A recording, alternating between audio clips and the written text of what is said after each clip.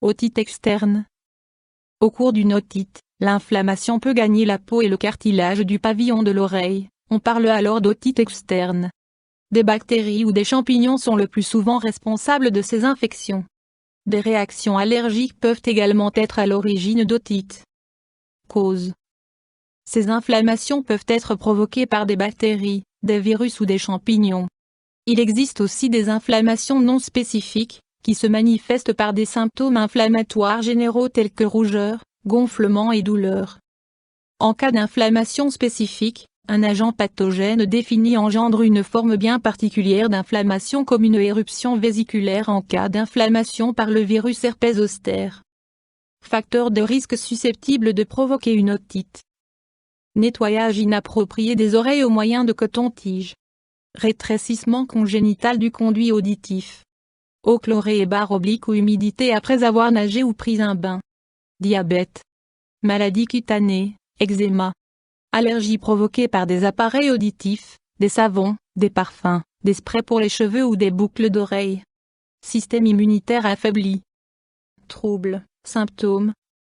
Démangeaisons. Rougeur. Forte douleur, surtout à la mastication. Gonflement du conduit auditif. Écoulement de l'oreille. Réduction de l'acuité auditive. Gonflement localisé, indique la présence d'un furoncle, follicule pileux, de l'oreille. Examen, diagnostic. Anamnèse avec prise en compte des symptômes du patient. Examen local de l'oreille, douleur à la pression, douleur lorsqu'on tire sur le lobe de l'oreille. Examen de l'oreille au moyen d'un otoscope. Prise de sang, marqueur de l'inflammation. Analyse de la sécrétion de cérumen et identification de l'agent pathogène. Options thérapeutiques. Une automédication par goutte auriculaire est déconseillée. Lorsqu'elle est bien traitée, une otite guérit généralement sans complications au bout de quelques jours. Mesures médicales. Aspiration des sécrétions et des desquamations. Administration d'antibiotiques ou application de tampons à base de corticoïdes. En cas d'infection par un champignon, médicaments contre les atteintes mycosiques, antimycosiques. En cas d'infection par une bactérie, éventuellement, antibiotiques. Antalgiques.